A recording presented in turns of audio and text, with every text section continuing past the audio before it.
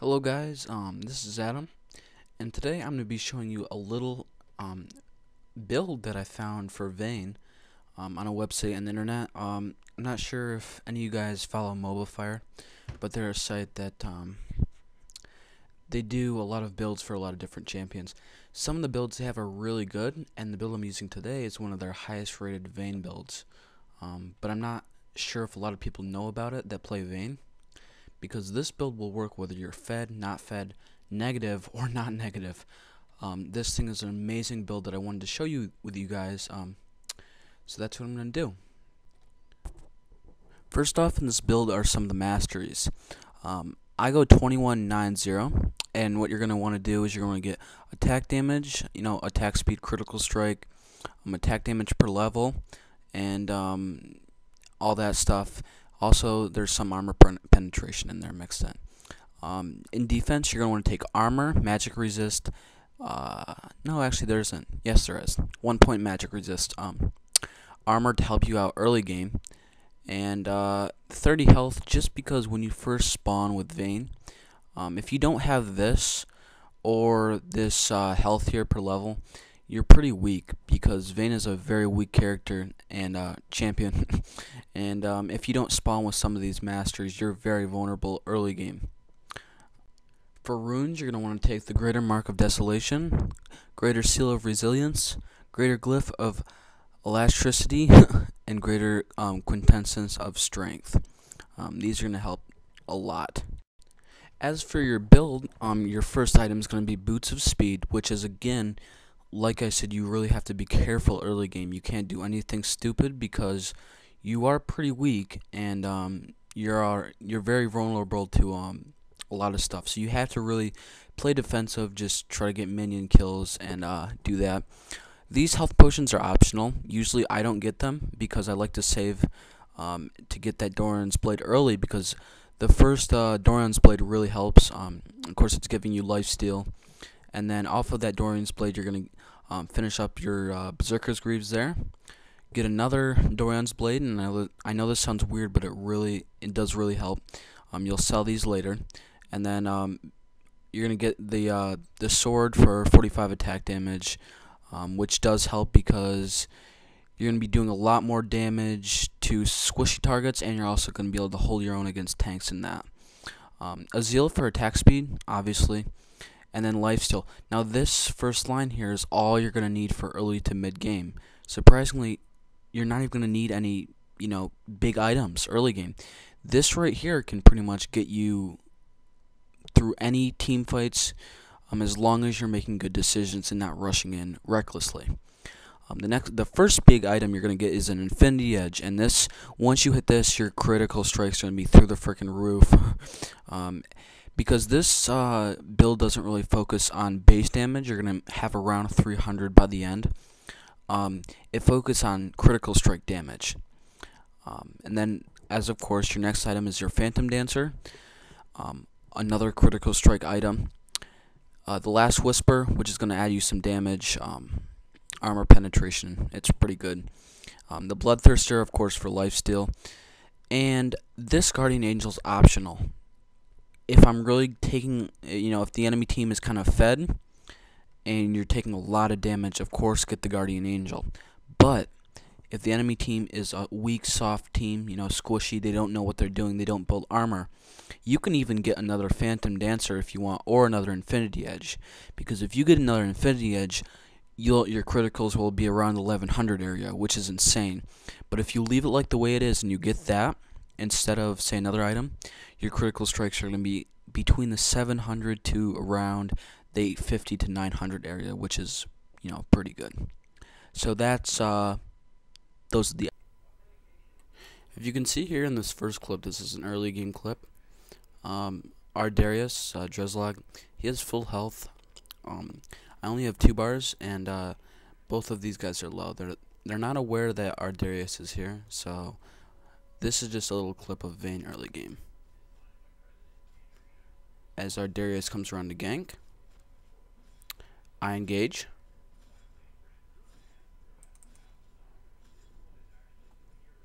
As I see a fight breaking out over here, I jump in.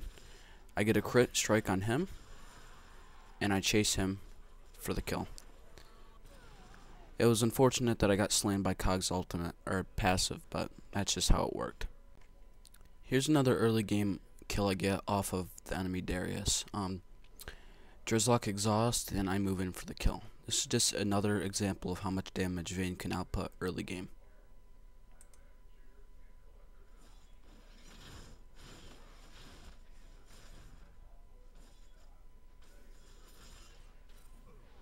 Not sure what Cog was doing right there, but he just watched his teammate die. Stupid kids. This is when this game starts to go a little bad for us.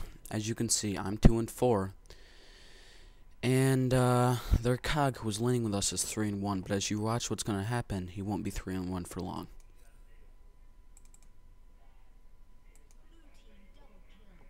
Cog gets a double kill, and now he's 5-1. This is when the game starts to be turning in their favor, as now Cog is fed, and we don't really have anyone to counteract him. And now another bad thing happens. Cog gets another double kill.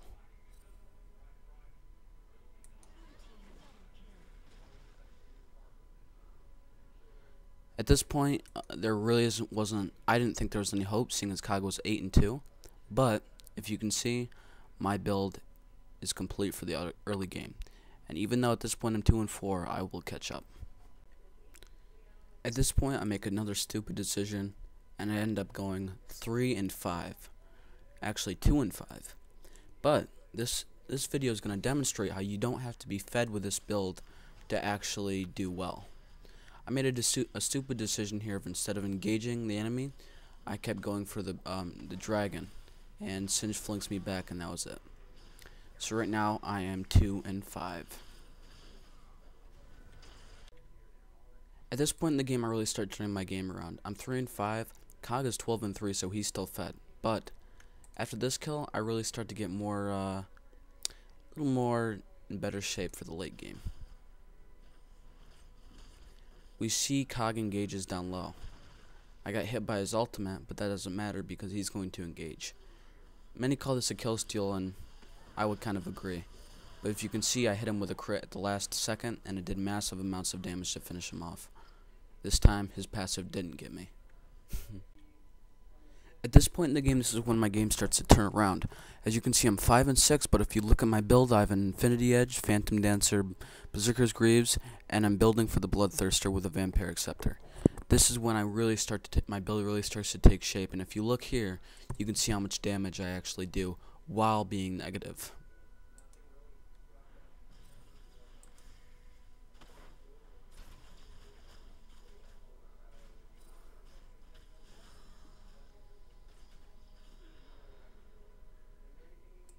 It's doing crazy amounts of damage, and I think my crits are maxing out at about 575 damage. It's only around the 40-minute mark in the game, and my build is already taking shape. In this clip, Jax is at very low health, and Cog is chasing. Clearly, Cog 13-5 is a lot more fed than I am, seeing as I'm 6-6. But due to my build and my critical strike damage, I'm able to melt his health even though he's more fed than I am.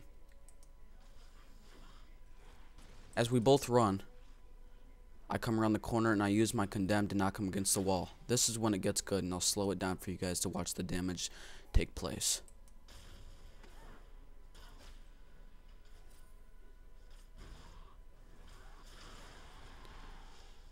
His health literally melted, and due to my build, that would be kind of the last outcry Cog had all game, seeing as he didn't buy any armor at all. I was going crits and attack damage. He did not buy one armor item, and from this point on, Cog's build and Cog's dominance stopped. Right here is another late game clip. This is a little bit after I killed Darius, but we have a little more worthy opponent. It's Singed, and he's level 18, and he's been here the whole game. Let's see how he fares.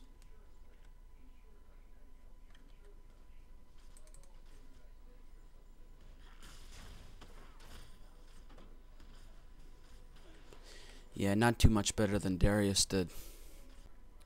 Right here is after my last recall. As you can see in the build to the bottom left, I didn't get the Guardian Angel. Instead, I got another Infinity Edge. So, with the end of the build, Instead of having a 307 base damage, I have a 461. Right where my build is now, my crits will do around 1,000 to 1,100 damage. It's completely insane, and if you're willing to trade a little bit of defensiveness for a lot more damage, it is really worth it. And I'll show you one more clip showing you an example of how it is. This is the last clip I have to show you guys. The game's about over with about 10 to 15 seconds left. This is one of the reasons why they surrendered.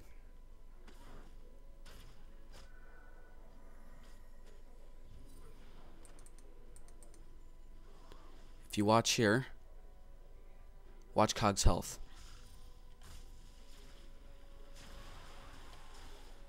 That's my first kill. Then I pick up Singed as I tumble in for the kill. And I finish off Draven for the triple kill. If you look at his health, it is even fair. Although I did take a lot of damage killing him. At this point the game's over and we all know it, so I just kind of finish off the turret. Well, not turret, their Nexus.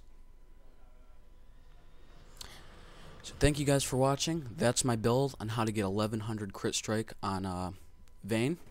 If you liked the video, please comment below and tell me you did. As always, subscribe to my channel for more videos like this. But as always, thanks for watching.